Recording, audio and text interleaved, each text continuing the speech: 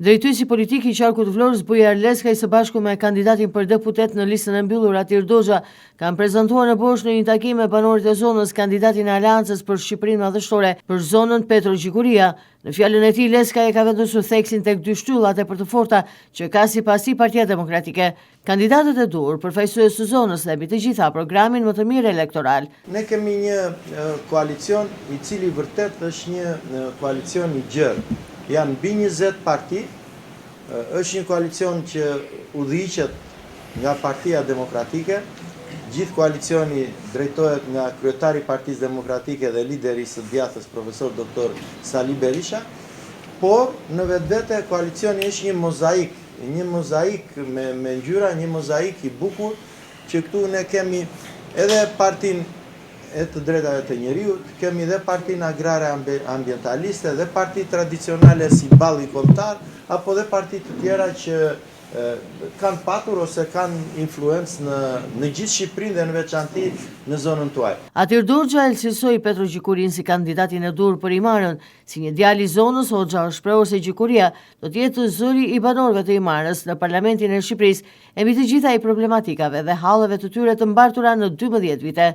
Nuk mendoj që ka asnjë arsye për të pasur frikë, sepse një pushtet i kalbur siç është ky i Ramës edhe i sektit të tij, nuk mendoj që ka më takat për të trembur njeri, aq më tepër juve që keni qenë një zonë e cila gjatë gjithë kësaj periudhe që nga zgjedhjet lokale të vitit 2023 kur kandidonte zoti Beleri dhe deri sot keni qenë një zonë e cila jeni parë me syrin që duhen shtypur apo duhen grabitur pronat e duhet marrë pushtetin me patjetër se s'duhet ta kenë ata. Petro Gjikuria, duke folur mbi disa problematika të zonës që nuk janë zgjidhur ndër vite, premtoi angazhimin maksimal për të gjetur zgjidhje. Sipas Gjikurisë, çështja e pronave dhe rrugës së Boshit do të jenë fokusi kryesor i përfaqësimit të tij në parlament. Votoni më njëherë me zemër, thoni që këtu provoni edhe një herë ndryshimin. Pas 4 vjetësh po su bë gjë, ktheuni prapë mbrapa. Unë jam këtu edhe u kërkoj votën, votoni për fëmijët tuaj. Votoni që fëmijët tuaj të kthehen këtu, të bëjnë diçka. Kemi një vend paralor i bekuar nga Perëndia, nga Zoti, nga gjithë perëndit e bekuar. Të bëni diçka këtë vit fëmijë këtu. Janë në Greqi ose në Itali, kudo që janë, bëjnë 10-15.000 euro në vit. Po këtu të kesh 5 doma, do të bësh 50. Pse të rinë fëmijët jashtë, të kthehen, të punojnë.